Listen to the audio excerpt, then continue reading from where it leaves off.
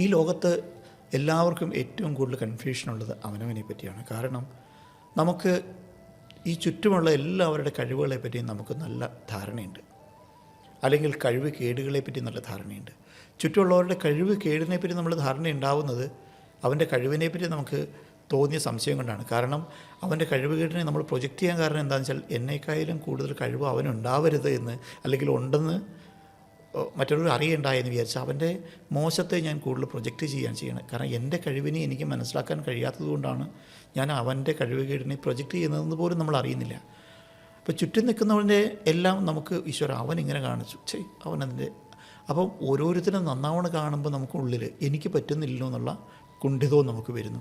ആ സമയത്ത് നമുക്ക് നമ്മളോട് വല്ലാതെ കൺഫ്യൂഷൻ വരിക, എന്നെ എന്തിനു കൊള്ളാം.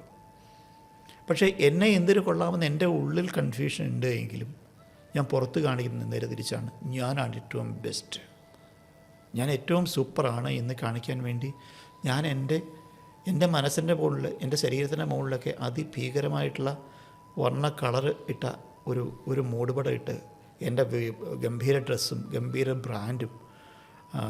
ബ്രാൻഡുള്ള ഷർട്ടും ബ്രാൻഡുള്ള പാൻറ്റും ബ്രാൻഡുള്ള ബെൽറ്റും ഒക്കെ ഇട്ട് ഞാൻ വളരെ ഹൈപ്പിൽ ഞാൻ എന്നെ തന്നെ ഒരു വലിയ സംഭവമാക്കി ഞാൻ പുറത്ത് പ്രൊജക്റ്റ് ചെയ്ത് ഞാൻ ഇന്നലെ വരെ ചെയ്തിട്ടുള്ള ഒരു മഹാസംഭവങ്ങളെപ്പറ്റി ഞാൻ ഭയങ്കരമായിട്ട് എന്നെ മറ്റുള്ളവരിലേക്ക് എത്തിക്കാൻ ഞാൻ ശ്രമിച്ച് മുമ്പോട്ട് പോകുന്നൊരവസ്ഥയുണ്ട്. ഇത് ഞാൻ കാണിക്കുമ്പോൾ എൻ്റെ ഉള്ളിൻ്റെ ഉള്ളിൽ ഒരു തോന്നലുണ്ട്, സത്യത്തിൽ ഞാൻ ആരാണ്, എൻ്റെ കപ്പാസിറ്റി എന്താണ്. എൻ്റെ കഴിവിനെ പറ്റി എനിക്ക് കൃത്യമായിട്ടുള്ളൊരു ഐഡിയ കിട്ടാതെ വരിക, അതൊരു വലിയ കൺഫ്യൂഷനാണ്. കാരണം എൻ്റെ ഉള്ളിലെ കഴിവ് മനസ്സിലാക്കാൻ എനിക്ക് മാത്രം പോരാ. എൻ്റെ ഒരു സ്റ്റേജിൽ സത്യത്തിൽ എൻ്റെ ചുറ്റും നിൽക്കുന്നവരാരും എൻ്റെ ഉള്ളിലെ കഴിവിനെ ഒന്ന് പറഞ്ഞു തന്നിട്ടില്ല. കാരണം എനിക്ക് എന്നെ കാണാൻ സ്വാഭാവികമായിട്ടും നമ്മൾ പല എപ്പിസോഡുകളിലും പല ഇതിലും നമ്മൾ ചർച്ച ചെയ്തിട്ടുള്ളൊരു കാര്യമാണ്. എനിക്ക് ഓരോ വ്യക്തിക്കും അവനവനെ മനസ്സിലാക്കാൻ, അവനവനെ കാണാൻ വളരെ ബുദ്ധിമുട്ടാണ്. നമ്മുടെ സ്വന്തം കണ്ണാടി അല്ലെങ്കിൽ സ്വന്തം മുഖം കാണി കണ്ണാടി നോക്കണം എന്ന് പറഞ്ഞ പോലെ നമ്മുടെ കഴിവുകളെ നമുക്ക് മനസ്സിലാക്കാൻ വളരെയധികം ബുദ്ധിമുട്ട് വരുന്നതുകൊണ്ട് നമ്മൾ പലപ്പോഴും മറ്റുള്ളവരുടെ മുമ്പിലേക്ക് നമ്മൾ പ്രൊജക്റ്റ് ചെയ്യാൻ വേണ്ടി നമ്മൾ ചെയ്യേണ്ടത് വരുന്നത് അത് നമ്മുടെ ഒരു റിയൽ കൺഫ്യൂഷനാണ്. സത്യത്തിൽ യഥാർത്ഥത്തിൽ നമുക്ക് വളരെയധികം കഴിവുകളുണ്ട് എന്ന് നമുക്കറിയാം.